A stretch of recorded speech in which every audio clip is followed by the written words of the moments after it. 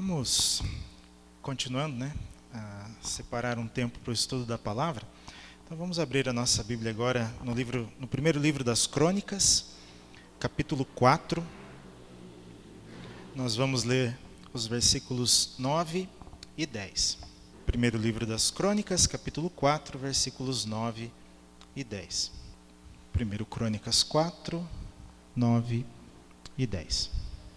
Diz assim: Jabes foi o homem mais respeitado de sua família. Sua mãe lhe deu o nome de Jabes, dizendo: com muitas dores o dei à luz.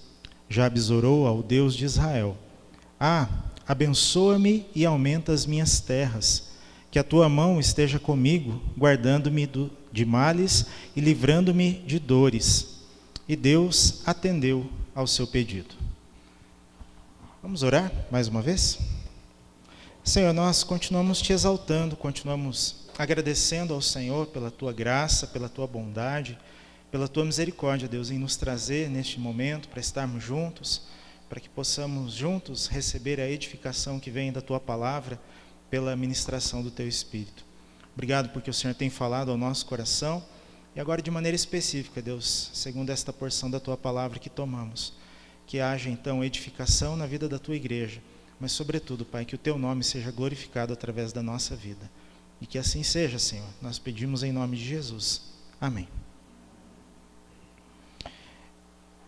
Eu separei aqui um livrinho. Bruce Wilkinson, a oração de Jabes. Eu confesso aos irmãos que eu já tinha pensado um pouquinho a respeito desses dois versículos, e no momento em que eu estava estudando o texto eu não lembrei desse livro. Aí depois, mais precisamente ontem à noite, hoje à tarde, eu dei uma olhadinha no livro, e aí eu pude perceber uma questão interessante. No meio dessa genealogia toda que nós temos aqui no início do primeiro livro das Crônicas, o autor separa dois versículos para tratar dessa pessoa, de Jabes. E tem, essa frase final, talvez seja a frase que mais chama a atenção de todo mundo, para lembrar do Jabes. E de modo geral, muita gente se lembra dele quando fala de oração, e muita gente entende que se utilizar a oração desse homem como modelo, nós teremos as portas do céu abertas para receber aquilo que nós pedimos. E aí eu fui dar uma olhadinha nesse livro para ver o que o autor dizia, e assim, eu não vou dizer que não recomendaria a leitura desse livro, mas recomendaria com ressalvas, porque infelizmente é mais um daqueles livros que nos dizem que se a gente seguir um determinado modelo de ação, nós vamos receber um determinado resultado. E essa é uma questão complexa, e eu diria que é muito simplista tratar isso dessa forma. Olha, se você orar como Jabes, tudo aquilo que você pedir, Deus vai fazer. O autor aqui relata, eu estou falando isso porque o autor publicou, então ele nos dá autoridade para falar, autorização para falar sobre isso. Ele publica aqui que várias pessoas relataram que, seguindo o seu conselho, toda manhã repetia essa oração de Jabes, tal e qual está aqui na Bíblia. E aí alguns fizeram essa oração durante 5 anos, outros fizeram por mais tempo, e todos aqueles que dizem que fizeram a oração de Jabes, tal como está escrito aqui, receberam do Senhor muita coisa, receberam bênçãos e tudo mais. E aí a gente fica pensando, pelo menos eu fiquei pensando, quando nós buscamos a Deus, o que é que nos agrada? Buscar a Deus, ter relacionamento com Ele, ou quando Ele nos presenteia com o sim para as nossas orações? O que é que nós esperamos quando nos relacionamos com Deus? Que Deus apenas ouça e atenda os nossos pedidos? Ou nós conseguimos nos alegrar no fato de podermos entrar na presença do Senhor e, inclusive, através de Cristo Jesus, chamá-lo de Pai? Eu creio que Jabes, na sua oração, ele toca, ele trata de algumas coisas muito importantes, mas ao final eu quero destacar aqui a graça de Deus, mas para a gente poder chegar lá, nós vamos por etapas. Para a gente entender esse processo da oração, né, como despertando prazer no nosso relacionamento com Deus e não só nas respostas que Ele possa nos dar, a primeira coisa que se destaca no texto aqui, pelo menos no meu entendimento, é que Jabes invocou o Deus de Israel. Especialmente numa época em que muitas pessoas não estavam invocando o Deus de Israel. E quando se descreve aqui especificamente, né, o Deus de Israel é o Deus de Abraão, de Isaac e de Jacó, que vai alcançando todas aquelas pessoas, toda aquela descendência. Esse Deus de Israel é o Deus e Pai de Jesus Cristo. Esse Deus de Israel é o mesmo Deus que Jesus nos autoriza a chamar de Pai. E o que Jabes faz? É interessante pensar, a gente sabe disso, mas vale a pena lembrar, né? Os nomes bíblicos, via de regra, eles têm um significado de acordo com a situação que as pessoas estão passando. E Jabes significa literalmente aquele que causa sofrimento, aquele que causa dor. E nós sabemos pelo texto que a mãe escolheu esse nome porque ela sentiu dores no parto. Óbvio, né, que todo parto natural, né, pelo menos pelos relatos das irmãs, causa dor. Mas a gente fica imaginando que talvez o parto de Jabes tenha sido além do natural, né, além do normal. Porque o que aquela mulher faz, e aqui, né, eu lembro uma palavra, uma expressão, na verdade, do reverendo Hernandes Dias Lopes.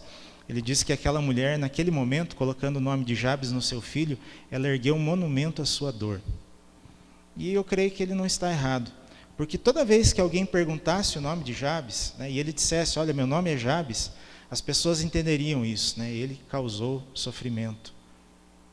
Ele era uma grande causa de sofrimento. E toda vez que a mãe chamava o Jabes para almoçar, ou para escovar o dente, ou para trocar a roupa, porque estava na hora de ir para a escola, toda vez aquela dor era mencionada. Toda vez aquele processo era lembrado. Um processo que causou um grande sofrimento. Mas o que Jabes faz? Ele mesmo invoca ao Senhor. E invocando ao Senhor, eu creio que Jabes estava disposto a romper com o seu passado de dor, de sofrimento. Eu creio que Jabes estava disposto a olhar para aquele que é o único capaz de verdade de curar as feridas do coração, que são muito piores do que as feridas do corpo. Eu creio que Jabes, invocando ao Senhor, olhando para o Senhor, ele estava dizendo, talvez para si mesmo, mas estava assumindo uma postura de não ficar cultivando aquele sofrimento, de não ficar remoendo aquelas dores, mas de olhar para aquele que é capaz de curar, de invocar aquele que de verdade pode resolver esses problemas existenciais, físicos, materiais e de qualquer outra natureza. O que Jabes faz aqui é olhar para o Senhor e invocá-lo como Deus, reconhecendo a sua soberania, reconhecendo a sua majestade, reconhecendo o seu governo na vida dele, na vida da mãe dele que escolheu o nome, na vida da família. E aí eu fico pensando que, às vezes, a gente tem feito como a mãe de Jabes, né? A gente fica erguendo monumentos à nossa dor e relembrando coisas que nos fizeram sofrer e trazendo esse sofrimento para o presente e revivendo aquelas emoções. E aí isso nos impede, talvez, até de ter uma perspectiva melhor de futuro.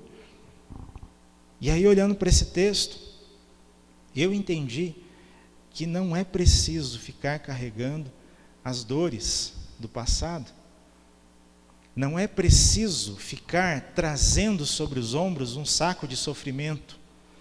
Não é preciso carregar esse estigma por toda a vida. Quando nós olhamos para o Senhor, toda a dor é dissipada. E aí eu me lembrei daquele texto maravilhoso, né? Capítulo 53 do profeta Isaías. Tratando do servo sofredor, Cristo, o profeta diz assim, Ele levou sobre si as nossas dores, e pelas suas próprias enfermidades nós fomos curados. O castigo que nos traz a paz estava sobre ele. Por que então nós temos que ficar revivendo, né, essas coisas que nos causaram dor? Talvez um conflito familiar, talvez um conflito no trabalho, talvez o rompimento de uma amizade, talvez, né, a gente vai aumentando essa lista e muitas coisas nos causam sofrimento. Mas quem sabe hoje, né, olhando para essa expressão, né, Jabes invocou o Deus de Israel, o Senhor esteja nos dando uma oportunidade de fazer a mesma coisa e deixar de invocar a dor para passar a invocar aquele que nos cura dessas dores. Na sequência, nós temos o restante da oração de Jabes e uma das suas frases: aumenta as minhas terras. Na tradução da Bíblia mais utilizada, né, talvez a mais utilizada ainda hoje, a Revista e Atualizada, do Almeida, diz assim: me alargues as fronteiras. Mas existe ainda uma outra possibilidade de tradução dessa frase, que seria: aumentes o meu território. Aumente as minhas terras, alargues as minhas fronteiras, ou aumente o meu território. Do que se trata aqui? Basicamente, de terra. E nós sabemos que essa palavrinha tem uma importância fundamental no Antigo Testamento. A terra, né, especificamente Canaã, era o lugar onde Deus trouxe o seu povo para forjar o caráter, para forjar a identidade do seu povo. Ao entrar na terra da promessa, aquele povo estava não só recebendo um pedaço de chão, mas estava recebendo a sua identidade como povo de Deus. Estava recebendo a sua dignidade como um povo que era cuidado pelo Senhor, cujas necessidades eram supridas pelo Senhor. Ao receber a sua porção de terra, né, que foi distribuída segundo cada uma das tribos, aquelas pessoas estavam recebendo a sua identidade, a sua dignidade, estavam recebendo a sua perspectiva de futuro, porque a partir daquela terra eles poderiam trabalhar e poderiam subsistir. E o que Jabes então está pedindo quando ele diz: aumente as minhas terras, alargue as minhas fronteiras ou aumente o meu território? Eu creio que Jabes estava pedindo trabalho. Trabalho.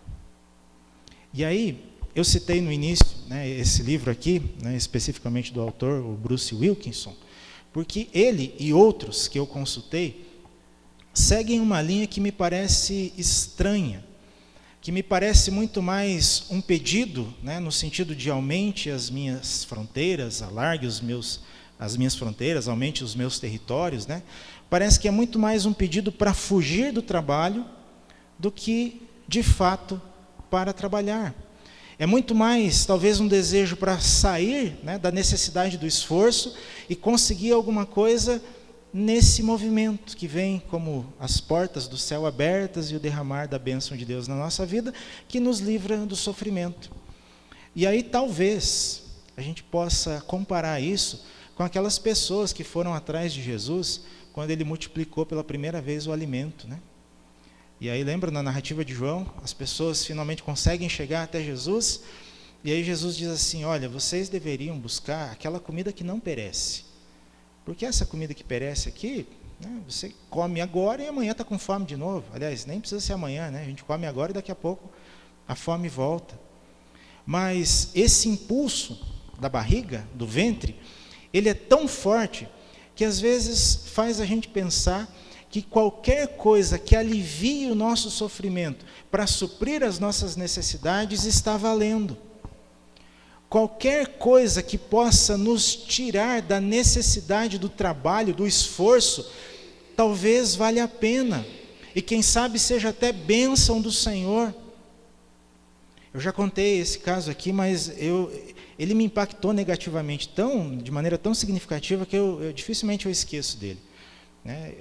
Uma certa pessoa, estava conversando com essa pessoa, ele tinha acabado de ingressar num trabalho novo, e entre outros trabalhos que essa pessoa fazia, nos intervalos ele ficava na recepção do lugar onde ele estava trabalhando. E aí estava ali o dono da empresa e ele na recepção conversando, e E chegou um rapaz, um menino, um adolescente, né, com um rádio de carro, com toda aquela característica própria de furto, né? Os fiozinhos arrebentados, né? E o menino estava vendendo aquele rádio, agora não vou lembrar o valor, se 50 ou 100 reais, mas era esses valores irrisórios, né? Que a gente sabe que os produtos são vendidos, né? Produtos de furto. E esse cidadão, dono da empresa, pelo menos em tese, era cristão. E aí ele recebe o rapaz, faz o negócio, fica com o rádio, o rapaz sai. E aí essa pessoa com quem eu estava conversando, né, o funcionário, ele me disse que fez uma pergunta para o dono da empresa, né, para o patrão. Ele disse: viu, você sabe que isso aí é roubado, né? Não, eu sei, eu conheço esse rapaz aí, esse pivete. E aí?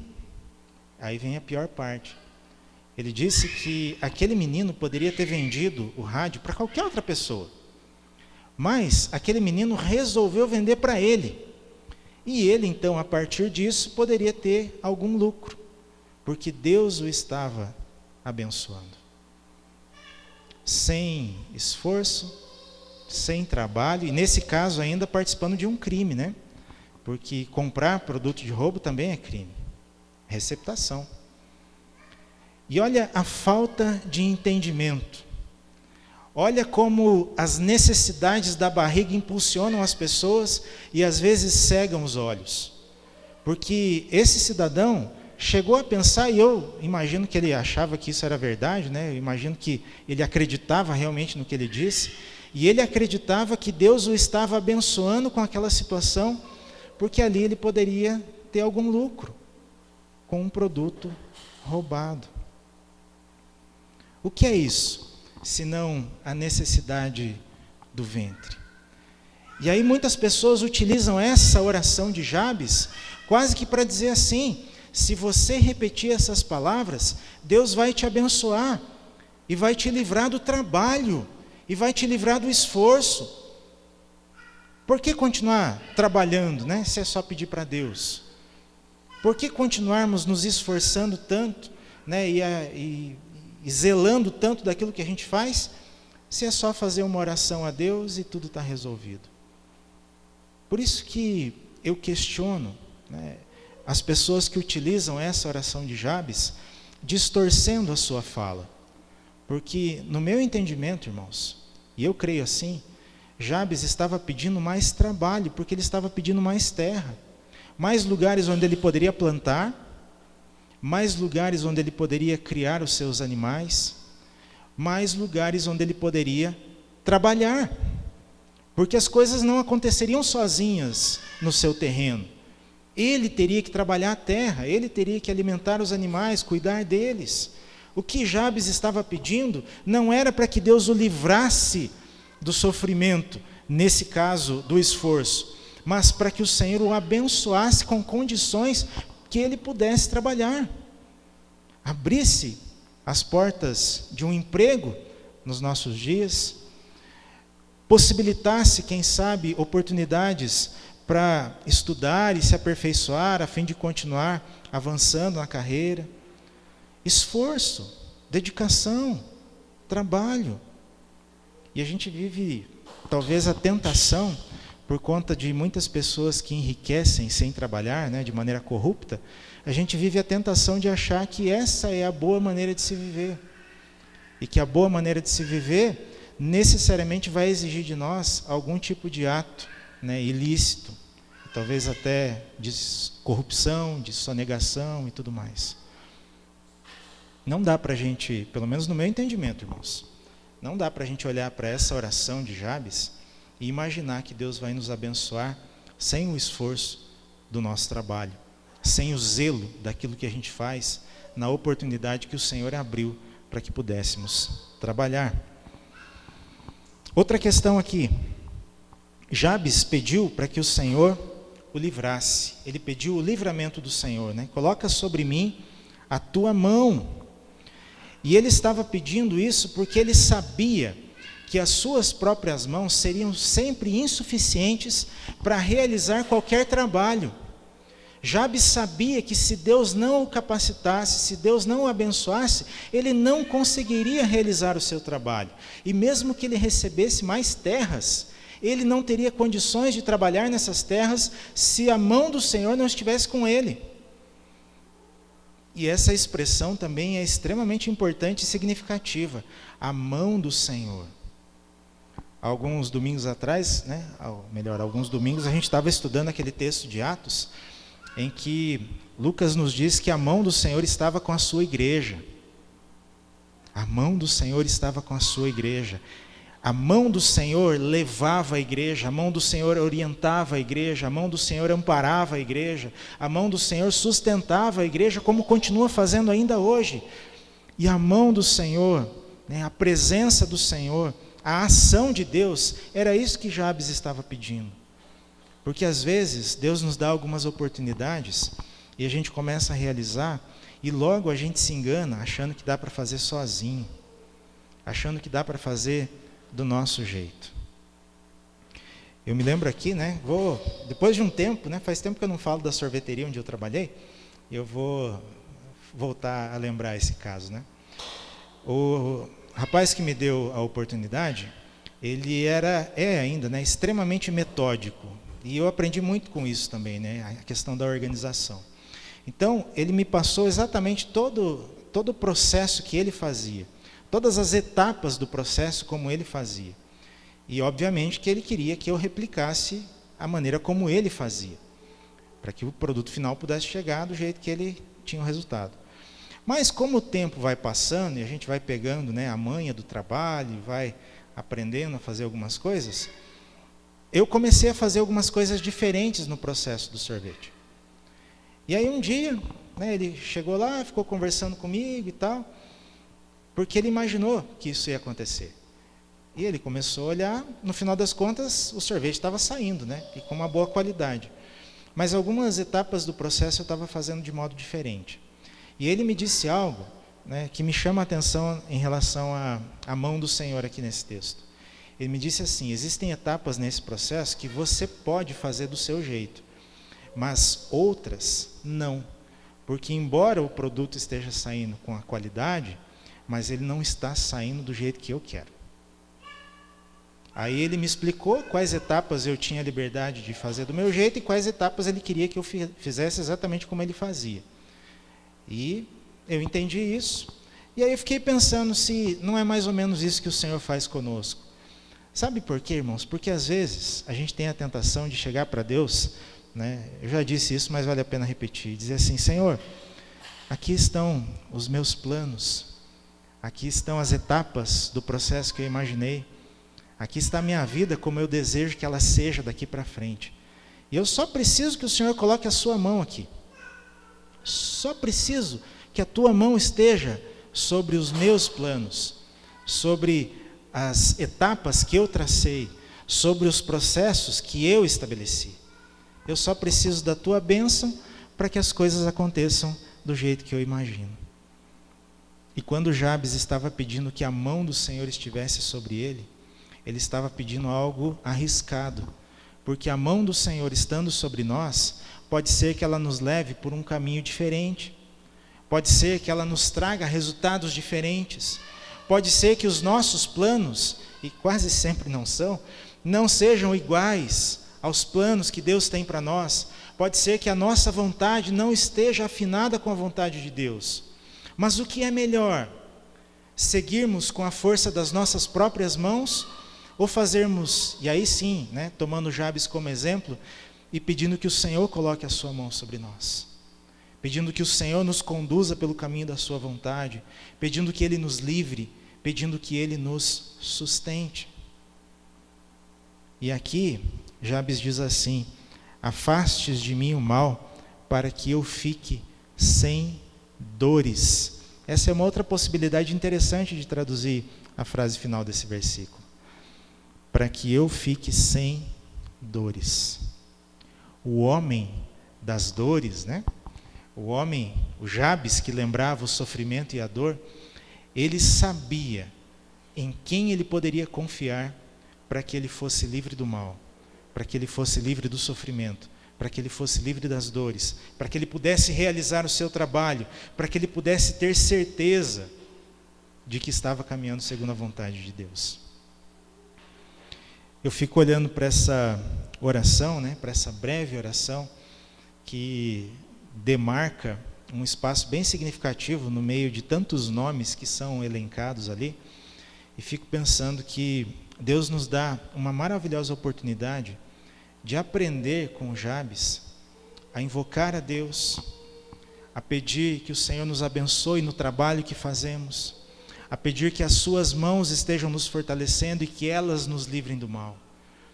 Mas que também nós corremos um sério risco se não analisarmos todo o conjunto do ensinamento bíblico, de tomarmos essa oração de Jabes como se fosse uma fórmula mágica, como se fosse o segredo da vida cristã, a partir do qual a gente começa a repetir essa oração e aí todos os nossos desejos vão se realizar. De fato, Deus permitiu que essa frase fosse registrada e Deus concedeu o que ele havia pedido. O que Jabes pediu, ele recebeu. Para finalizar, irmãos, uma pergunta. Por que é que Deus atendeu a oração de Jabes? Por que é que Deus concedeu segundo o pedido de Jabes? Creio eu, pela sua maravilhosa graça. E a gente poderia se perguntar então, né? Mas então por que que Deus não atende outras orações? E quem sabe a gente poderia até lembrar do apóstolo Paulo, né? Naquele famoso capítulo 12 da sua segunda carta, quando ele trata do espinho na carne, ele vai dizer que orou ao Senhor e pediu 3 vezes que o Senhor o livrasse daquilo que lhe incomodava tanto. O que é que Jesus disse para ele? A minha graça te basta. Então nós podemos entender que Deus atendeu a oração de Jabes pela sua graça.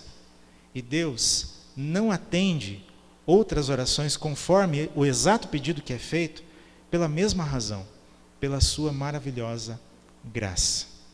Pode ser que muitas das nossas orações já tenham sido atendidas, né, nesse tempo que a gente serve ao Senhor.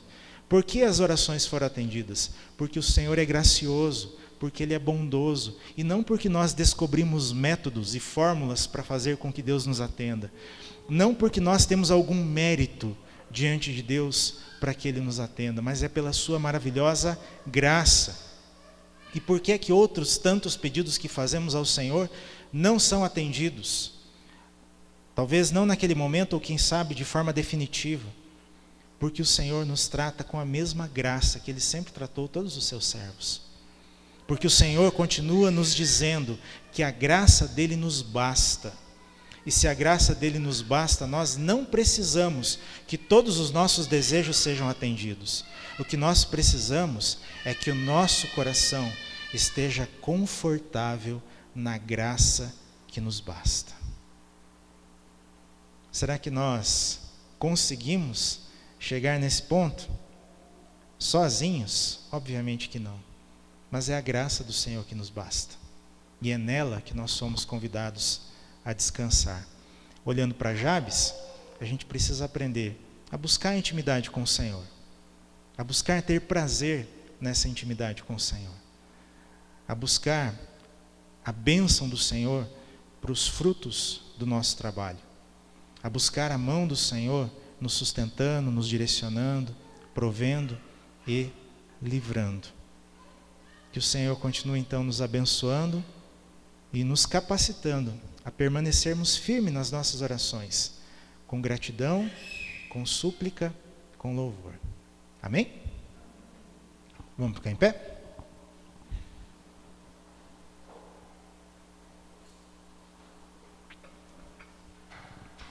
Senhor, mais uma vez pedimos, Pai, que o Senhor seja gracioso conosco, que o Senhor derrame as Tuas ricas bênçãos sobre nós, mas sobretudo, Deus, nos dá um coração capaz de se sentir confortável na Tua graça, na Tua vontade. Nos dá, Senhor, da Tua paz, para que os nossos pensamentos sejam aquietados, esses pensamentos que às vezes se perturbam, que às vezes nos causam angústia, queremos colocar, Deus, diante do Senhor e pedir que o Senhor nos ajude, Pai, a buscá-lo em primeiro lugar e de todo o coração, para que a nossa vida realmente seja vivida todos os dias para o louvor da Tua glória, para que as nossas orações glorifiquem ao Senhor e para que através delas o Senhor também esteja trabalhando na nossa vida.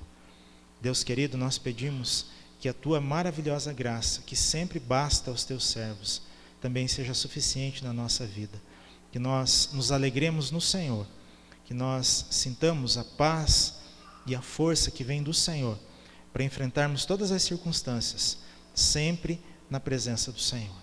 Que assim seja, Pai. É o nosso pedido, é a nossa gratidão ao Senhor também, em nome de Jesus. Amém.